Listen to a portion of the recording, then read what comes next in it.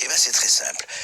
Le 12 décembre dernier, il y a quelques jours, Christian Eckert, qu'on avait eu au téléphone, à Sud Radio, d'Ambercov dans tous les États, ancien élu local et régional socialiste, député 7 ans, avant d'être, je le rappelle, secrétaire d'État au budget et au compte public de 2014 à 2017, donc il n'y a pas si longtemps que ça, Christian Eckert, il est là, il est dans la place.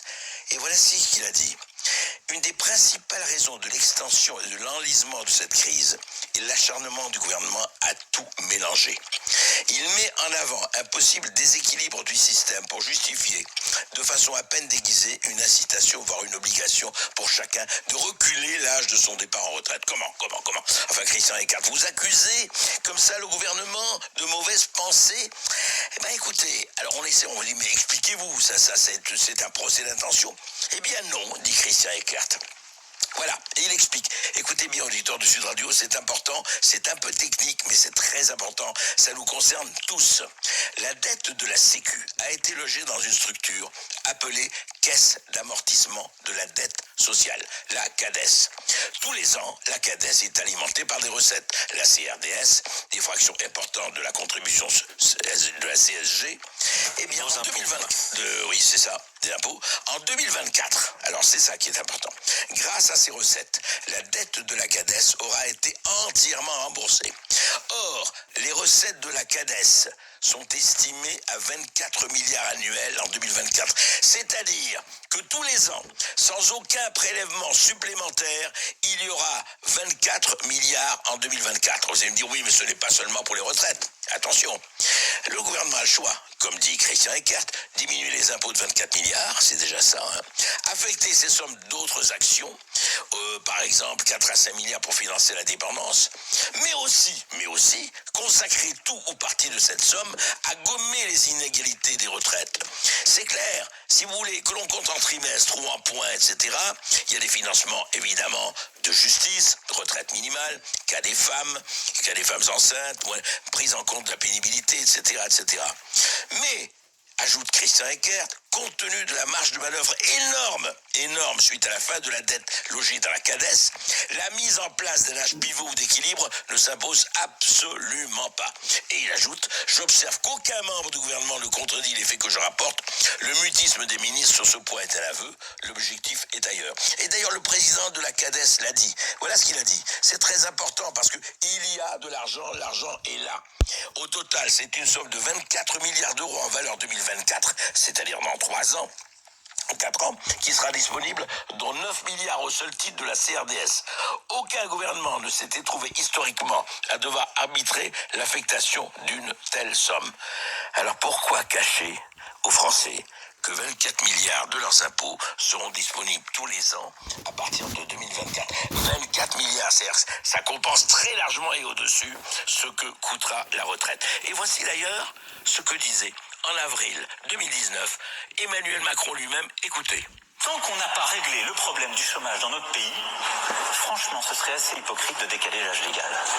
Je veux dire, quand aujourd'hui on est peu qualifié, quand on vit dans une région qui est en difficulté industrielle, quand on est soi-même en difficulté, qu'on a une carrière fracturée, bon courage déjà pour arriver à 62 ans. C'est ça la réalité de notre pays. Alors on va dire, non, il faut maintenant aller à 64 ans. Vous savez déjà plus comment faire après 55 ans. Les gens vous disent, les emplois c'est plus bon pour vous. C'est ça la réalité. C'est le combat qu'on mène. On doit d'abord gagner ce combat avant d'aller expliquer aux gens, mes bons amis, travailler plus longtemps.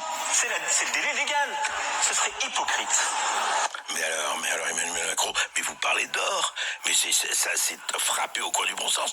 Mais pourquoi alors toute cette histoire repérée d'abord par l'inénarrable Delevoye, répétée par Édouard Philippe, l'âge pivot, l'âge d'équilibre, le 62 ans, le 64 ans, vous dites vous-même que c'est pas le problème.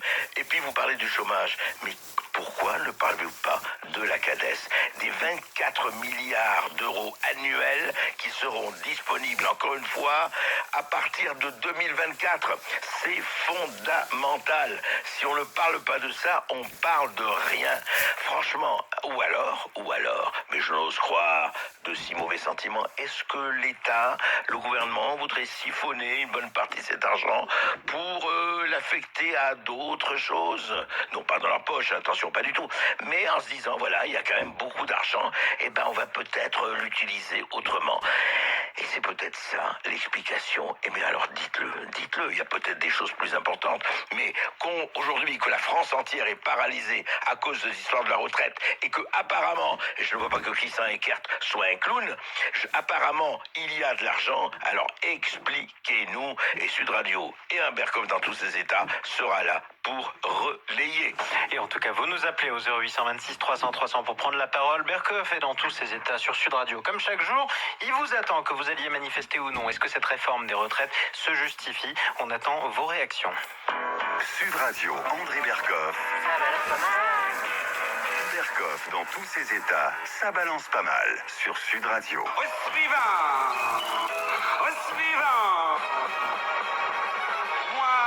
Pour les affaires, 16 ministres, et on va détailler, ce n'est plus une hécatombe, ce n'est pas un génocide, mais c'est quand même assez étonnant. Je ne sais pas si dans l'histoire de la V République, en 2 ans et demi, il y a eu comme ça autant de ministres. Alors, je vais dire, alors écoutez bien.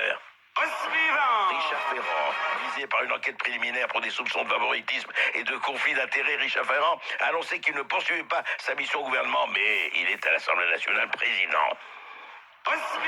Sylvie Goulard, épinglée par une enquête préliminaire pour abus de confiance dans une affaire d'emploi fictif, mais elle a été recasée, elle est à la Banque de France, tout va bien. Dans le contexte, François Bayrou, emploi fictif, le président du MoDem vient d'être mis en examen et il était en charge du projet, rappelez-vous, de la loi de la moralisation de la vie publique.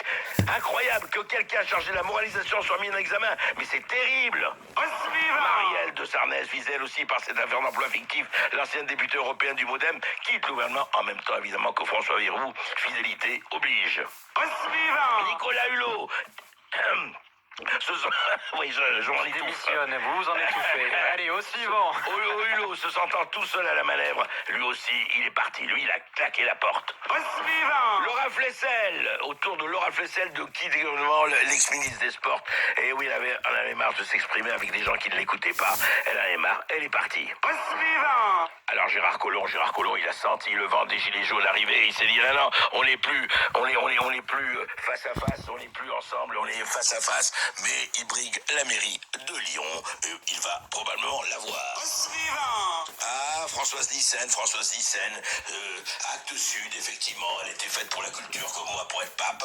Elle a fait un petit tour et puis elle est partie. Et elle a retrouvé Actes Sud, très bonne maison qui marche très bien. Stéphane Travers, pas reconduit comme ministre de l'Agriculture. Il a fait l'objet de critiques de la part des écologistes sur ses positions concernant la question du glyphosate. Jacques Mézard, lui aussi spécialiste de la ruralité, poussé vers la sortie au remaniement. Il est aujourd'hui membre du Conseil constitutionnel. Ce qui est extraordinaire, c'est que la République recasse toujours les gens. Voilà, c'est formidable. Vous, quand vous êtes viré, vous êtes viré, vous allez passer des mois à retrouver du boulot. Hein? Et moi, non, là c'est recase.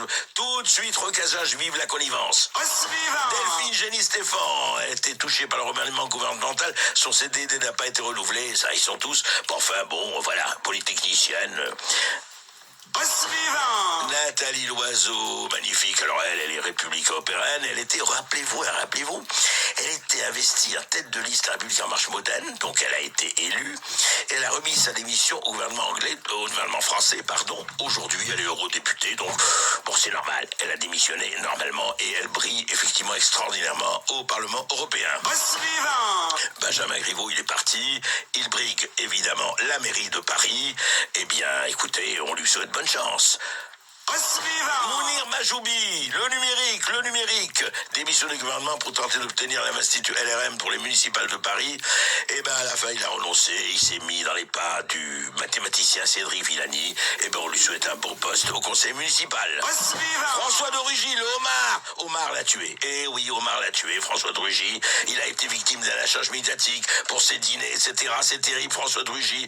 Ah là, enfin il a été remplacé par Richard Ferrand, donc tout va bien. Jean-Paul Delevoye, l'admirable Jean-Paul Delevoye, le dernier, quand même, là, c'est vraiment, monsieur retraite, pendant 1 an et demi, il a travaillé là-dessus, et ben, il n'a pas déclaré 10 emplois sur 13, certains étaient bénévoles, mais enfin, on le sait, on l'a raconté, et puis, quand on lui a demandé pourquoi, il a dit, mais toutes ces histoires de déclaration, c'est ma femme qui s'en occupe. Alors, on comprend, qu'est-ce que vous voulez, c'est pas facile tout ça. En tout cas, ça fait... Et puis là, il n'a pas démissionné, heureusement, mais il a compris, Gérald Darmanin, il vient de démissionner du conseil d'administration de Sciences Po Lille, rectorat de l'Académie de Lille, voilà. Il s'est dit, attention, voilà. Alors, est-ce qu'on savait, est-ce qu'on ne savait pas?